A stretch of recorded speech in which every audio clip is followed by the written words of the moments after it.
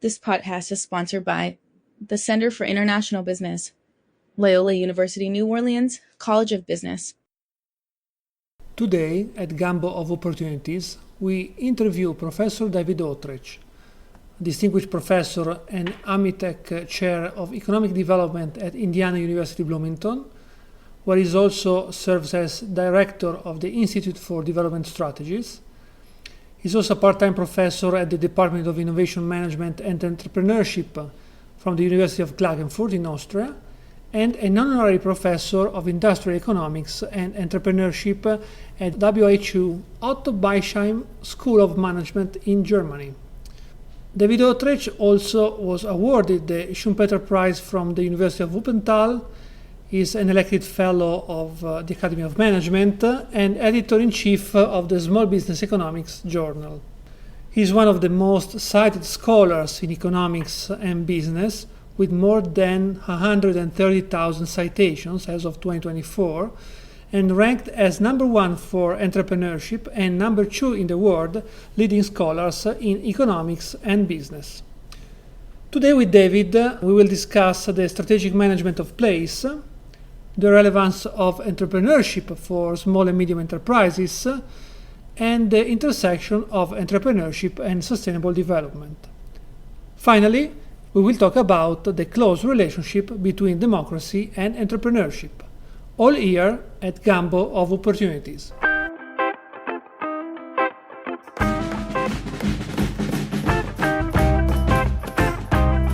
Welcome to Gambo of Opportunities, the podcast where we dive deep into the landscape of international business with a closer look at the state of Louisiana and New Orleans.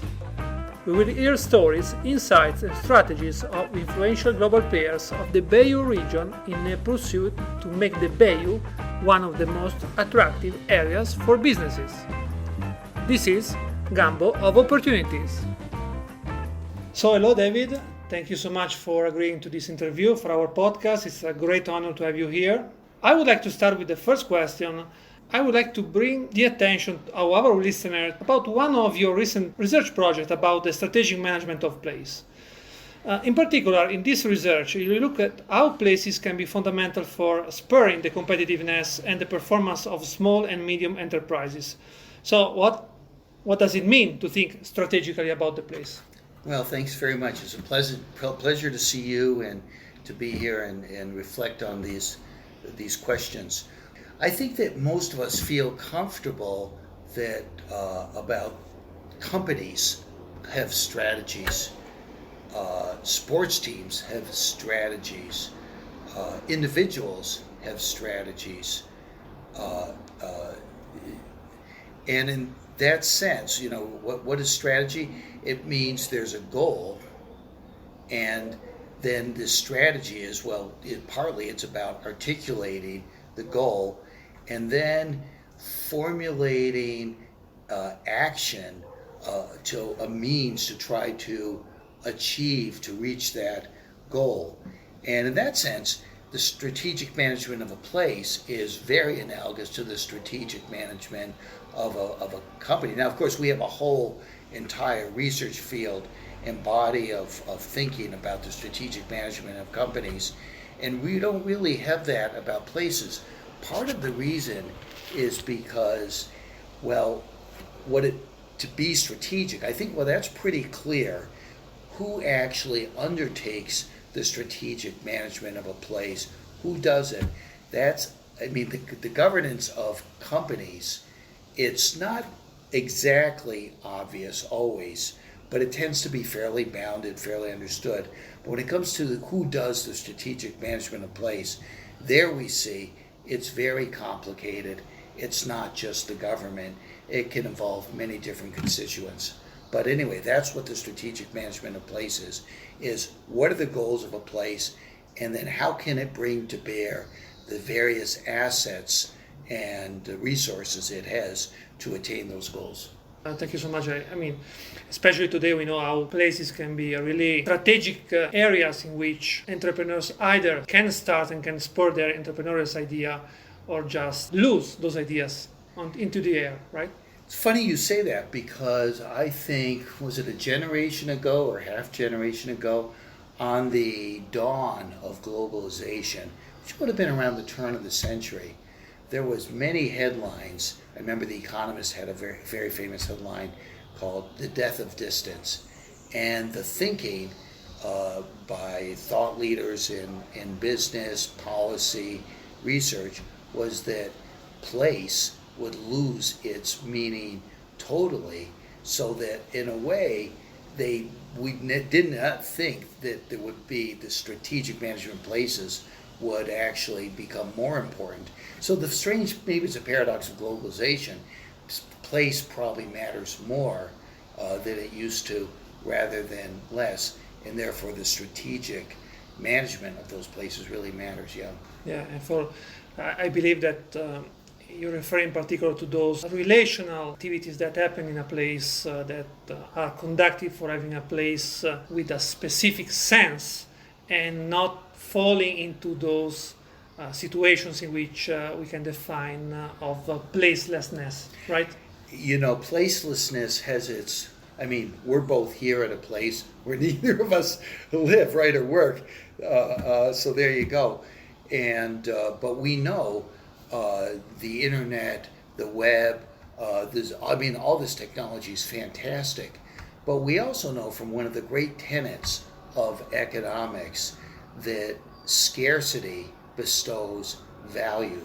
So what's actually become scarce are, as you said, face-to-face conversations, in a way the intimacy, the immediacy, this focus on being present. When I was younger, people didn't talk about being present. And I think, the reason why that's become a thing is because, sure, with the internet, it's very possible not to be so present. The immediacy of conversations, discussions, being at a place, looking somebody in the eyes, that demands presence. I'm not sure anybody's sure of quite what it is, the magic of what happens with interactions. But you're right to say it's the people, it's the interactions among people that happen in a place that cannot be replicated through technology.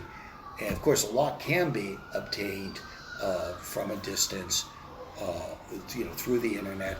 But that's what makes those face-to-face interactions all the more scarcer and valuable. Yeah. Thank you so much. David, when I think about your decades of experience in the study of entrepreneurship, one main, let's say, pivotal message that I find very often in your works is that entrepreneurship research can provide a solution for small and medium enterprises as a driving force for innovative activity. What has been done so far in that direction? And in particular, what still needs to be done in the future? You're a Italian or Italian American or a global person, but I know where your roots are for sure, from Italy. And so I'm not going to tell an Italian, well, you need to look at history. But it actually is the historical evolution of thinking about innovation. And when that thinking, as innovation entered the focus as this is what's important for performance, for prosperity of places, but also for performance of companies. Strangely enough, after World War II, even before, it was all about efficiency. Could the company achieve scale and scope to attain efficiency levels that competitors couldn't? And innovation was not really a focal point in thinking in management or in economics or social sciences. But with globalization, it became clear that in the high-cost countries, they had to be able to do something that was not easily replicable in other parts of the world, which was to innovate. And I think that the first response was to go back to Milton Friedman, the Nobel Prize winner, who famously said, there's no such thing as a free lunch. Right, to get the lunch, you need the ingredients. And so it was with innovation. To get the innovation, ingredients were needed. But what are the ingredients? And I think pretty soon research started to uncover, well, it's ideas. I mean, behind every innovation is an idea, whether it's intentional or accidental. And so where do the ideas come from? And again, research started to uncover, yes, sometimes people are lucky. I guess in the business we call it stochastic disturbance luck, or the residual, right? Or in the innovation, sorry to interrupt, but in innovation you call it sometimes serendipity, you know. Yes, and that's the Yeah. although it's also true, a great thinker said, and I have a feeling it's got a historical origin. The strategy means when preparation meets opportunity, and you can call it serendipity. And I think part of the almost the thinking of innovation and the action, the policy, the strategy is, yes, serendipity, it does play a role, but you want to be in the right place, the right time, with the right preparation. So we'll just say this, when that lightning, when Benjamin Franklin kind of discovered electricity, right?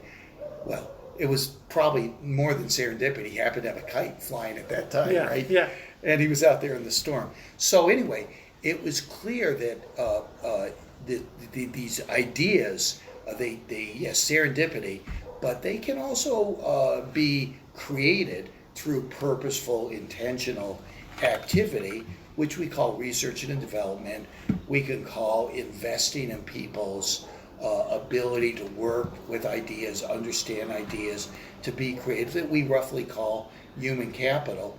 And so the thinking was, well, it's organizations that are able to harness, invest in research and development, and to hire or employees with high human capital. That's where you'd expect to be. You'd expect to see the innovation. And there was a famous movie some years ago called No Country for Old Men. Well, this seemed to be no country for entrepreneurial firms, small firms, new firms, anything you can imagine as entrepreneurship. I mean, whatever they are, they don't harness lots of research and development. I mean, they're small, they're new. They don't have lots of human capital or lots of skill. They don't have lots of anything really. So the beginning of, I'd say, the innovation movement or awareness or priority, I guess innovation priority, was that this is really, as Joseph Schumpeter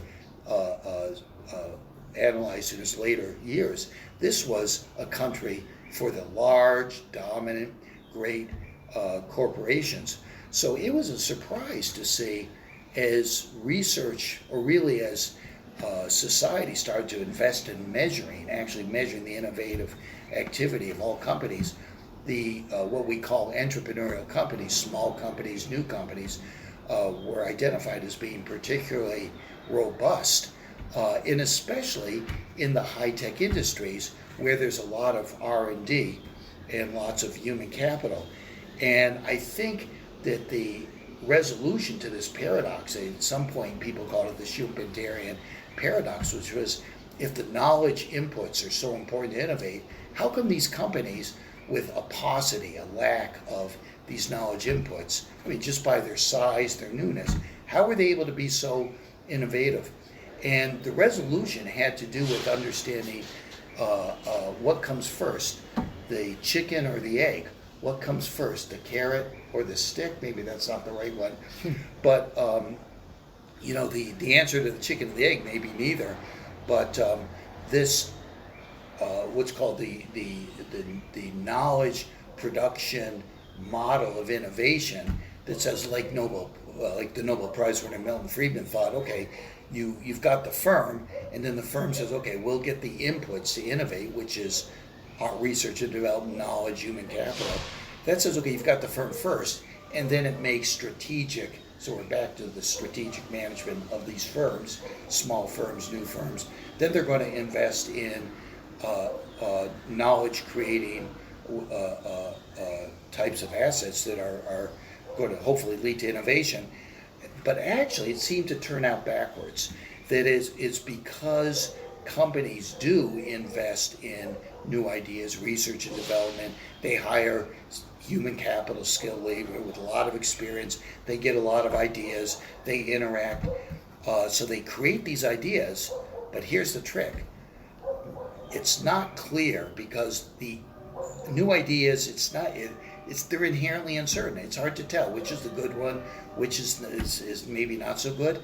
So when these people are told, no, they can't do it because maybe their organization, their company doesn't think the idea is so good, they can either kind of keep their mouth closed, keep working, and or they can decide to become an entrepreneur and go their own way. So when they start, they're not actually starting with an empty slate. They're taking a lot of the ideas that were created in the context of another organization that actually is pretty expensive. Lots of investment going into creating those ideas. But because of the inherent uncertainty with ideas, without knowledge, sure, it's decided that it's not a good idea. So lots of entrepreneurs are creating companies, growing companies on ideas that really aren't their own. Now, this was true, say, of Steve Jobs, who created Apple Computer. Oh, by the way, he didn't do the Ian Wojnarowski. They did not do the R&D that created the computer. That was done by Xerox at Xerox PARC. They didn't want the product that came out of, or the prototype, the personal computer. So Jobs took it, and that's a knowledge spillover. So yes, the surprise is that small firms and new firms, entrepreneurial firms, can actually have an innovative advantage, but they leverage ideas that are not valued by others because they see something that the existing incumbent legacy companies don't see. Now, what still needs to be done in the future? I think a big issue that has not been addressed at all is the issue of power. And if you think about my little example right there with Apple Computer being started, there was no retribution, there was no preemptive type of activity. But we know we live in a world where there are substantial power by large corporations, incumbent companies, by governments, by power is, I think it was Foucault said, the philosopher, power is ubiquitous. It's every place. Well, it actually may be every place, but not with the entrepreneurs themselves. So I think that something that has not appeared on the research screen at all is how can entrepreneurs, how can they navigate their entrepreneurial journeys that are fraught with hazards as it is, trying to come up with new products, get employees, trying to do marketing, trying to do HR, all the things that entrepreneurial firms do. But they also have to negotiate that they're subject to being the recipients of the powerful, whether it's from the private sector or from the public sector or the international sector. And so it's a whole nother level of, I think, that interestingly enough, I don't see that in the entrepreneurship literature at all. Okay, or awesome. Or in policy. Awesome. So power is going to be something that really we need to investigate more, yes, at least. Okay, thank you. And continuing our discussion about entrepreneurship, today one major objective of our times is sustainable development. We heard news about sustainable development every day. We have now SDGs that should guide us towards a much more sustainable development. So in your opinion, how can both public policies but also entrepreneurship, so also through the guide of entrepreneurship, find the right strategies for fostering sustainable development? I think that's a great question. I think we kind of see the same skepticism about the role of entrepreneurship in sustainable development that we saw in innovation. I mean, sustainable development takes bold investments. It takes large investments. It's risky. It doesn't seem to be a hospitable terrain for entrepreneurial firms. But I think it's exactly that is it's the opposite. No, this is exactly where entrepreneurship is needed to usher in a new, you could say, industry or a new way of thinking. It's big, and the point is, to the degree we're not satisfied, which I take it I'm not satisfied, and I think most people are not. I think most thought leaders in policy and business are not satisfied with the status quo progress towards sustainable development. What that means is the incumbent firms, companies, and the organizations, universities, think tanks, research institutions, and we'll say policies, institutions, this legacy, what we've inherited at this moment, is not adequate enough to deliver the performance we want. Notice now I'm using performance in a different way than I used before, because performance is in the eye of the beholder. And even for private companies, it's not clear. Some people think, oh, it's profits. Maybe it's growth. We know for Mittelstand, the famous Mittelstand companies in Germany and the family firms of northern Italy, it's sustainability is the goal. It's actually just surviving, staying in the game generation after generation, so that performance is not what probably my generation always thought, which is growth, profits. I'm not saying that's not important, but in fact sustainability, which means certainly environmental sustainability, but also social inclusion and a more equitable distribution of wealth and income.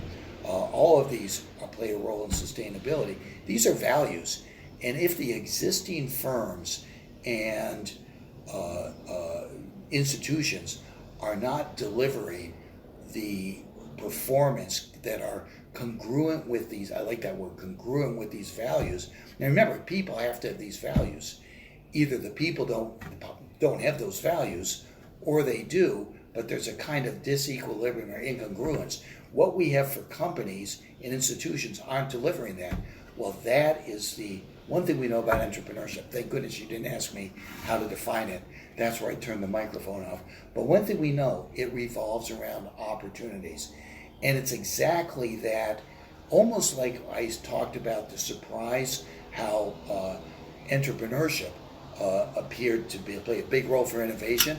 Well, this is really innovation too, but it's not so much necessarily in just the technical space or product space, but we know it involves sustainability.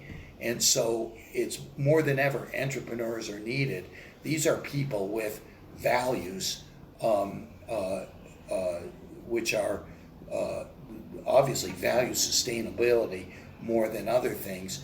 Now, we know it took new institutions to really fuel, I would say, the innovation revolution we started in the 1990s, as at least the developed countries, the OECD countries, really started to shift from a strategy based on scale and scope and efficiency to innovation.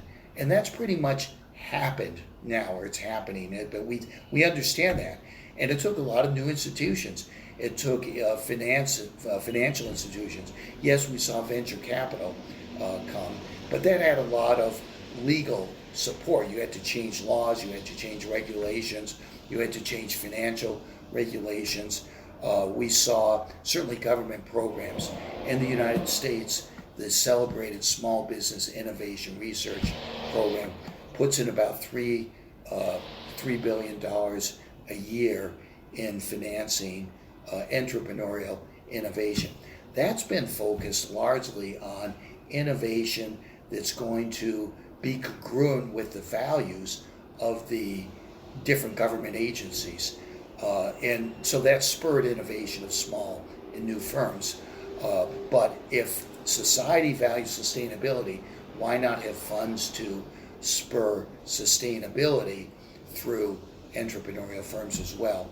I think certainly the education of the way that entrepreneurs are educated and education in general, to put more of a focus on there. I think there's a lot to be done, and I think entrepreneurship is going to be the driving force of sustainability, because waiting for the incumbents in legacy to provide solutions, that's what happened to, I'll say, those who got left behind as we made, some people characterize it, the shift from the second industrial era, which was focused on basically mass production, physical capital, scale and scope, to the third industrial revolution or paradigm, which was focused on innovation. And the key difference, yes, three key differences.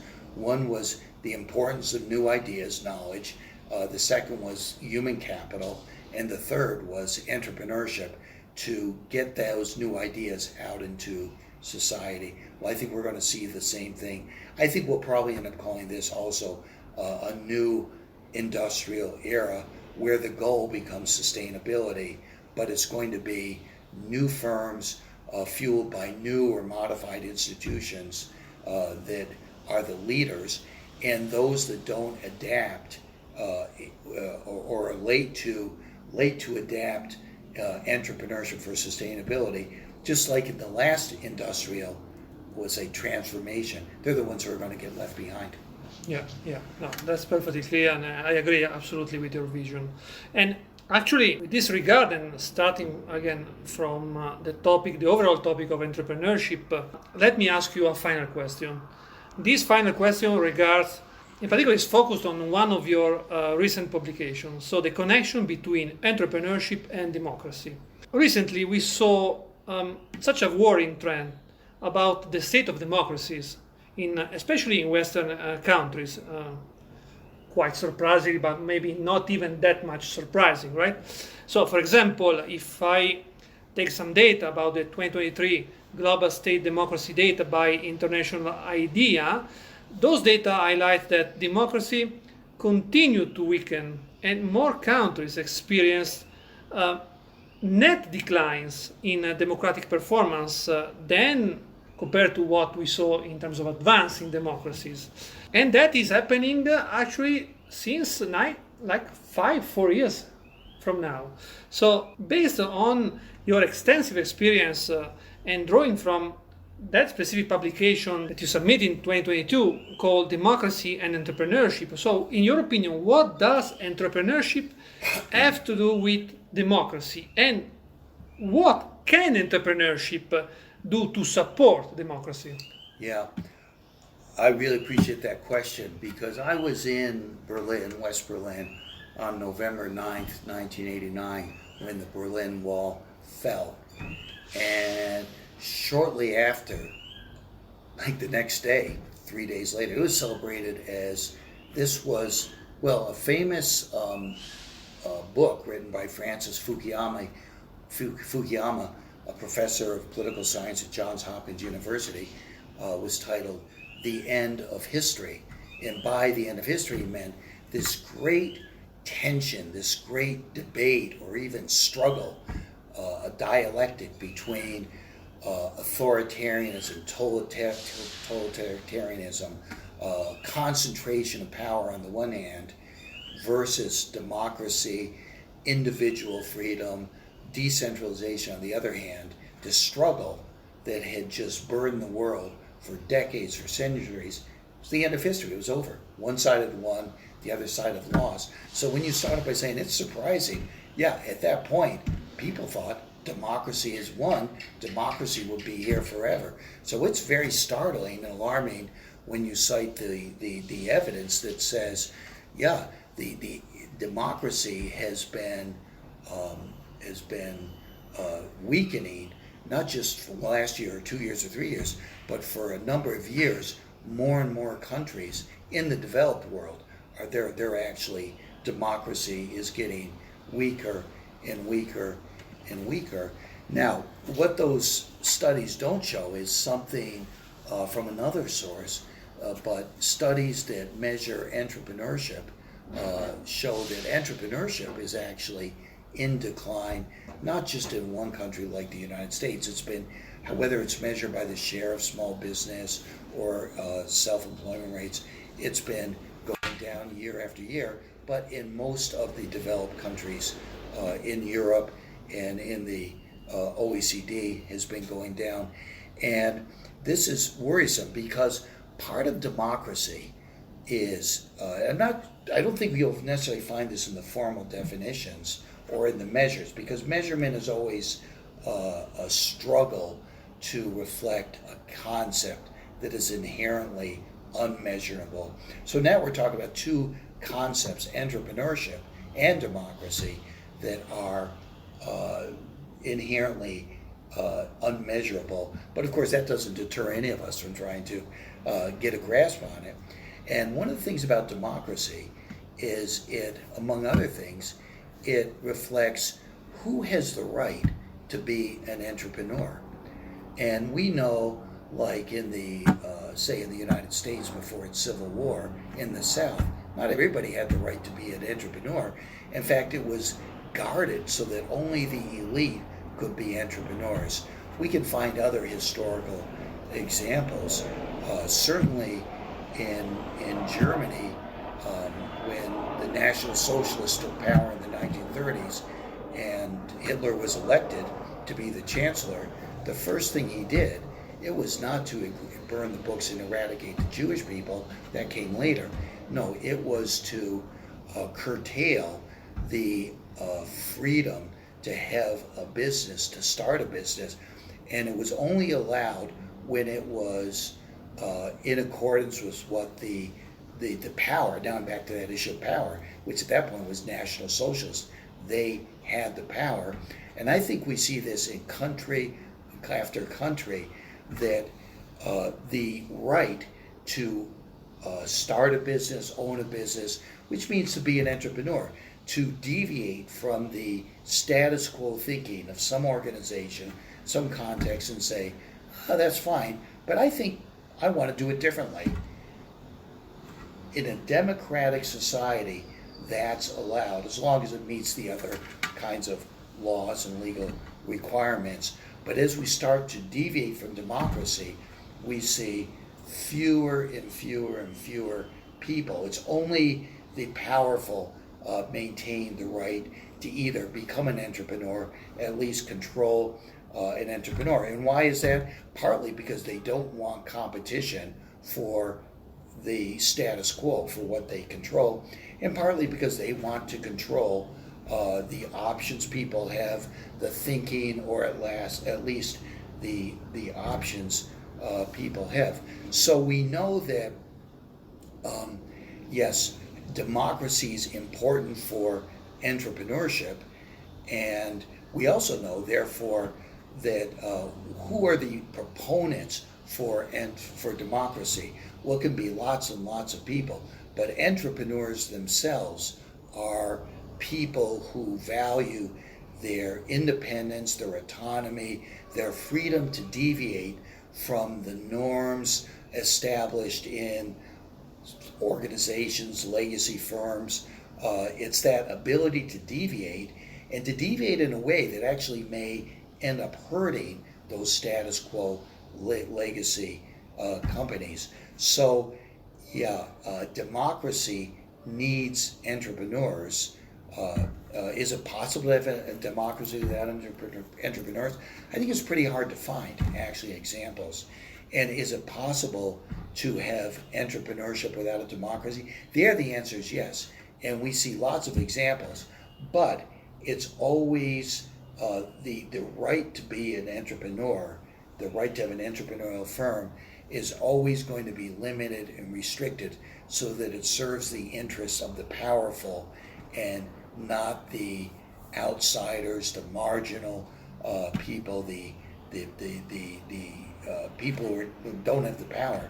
And so I think that's why this is very alarming, that we've seen this trend in the last years, even decades, that yes, democracy seems to be threatened more and more in the world, the developed world certainly, but also entrepreneurship seems to be withering. And I think that my last point is that the reason to be concerned about entrepreneurship, to champion entrepreneurship, and to think it's important. I mean, it's yes, it helps individuals realize their dreams. It helps people become wealthy. It creates wealth, and so on. But I think that when we realize it's got this much bigger mission, it's essential for democracy. This becomes a different reason for prioritizing and making sure that entrepreneurship is supported in every way possible.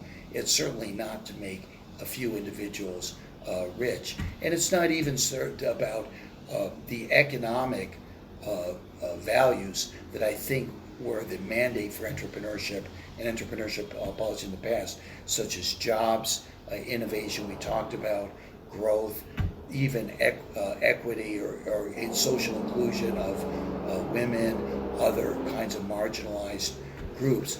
But I think it comes down to it's essential to preserve democracy, and that's why entrepreneurship needs to be championed and supported. Thank you so much, David. It's been a very, very, very interesting interview, a very eye-opening interview about concepts that are now under a lot of scrutiny, both academic and business world, and so let's hope that our contribution as academic can really step things up in those directions. So again, thank you so much, David, for this interview. It's been a great honor of having you at this podcast, and hope to have another interview with you soon alongside the road. Thank you so much. Thank you very much for this really interesting discussion and thoughtful reflection. I appreciate it very much.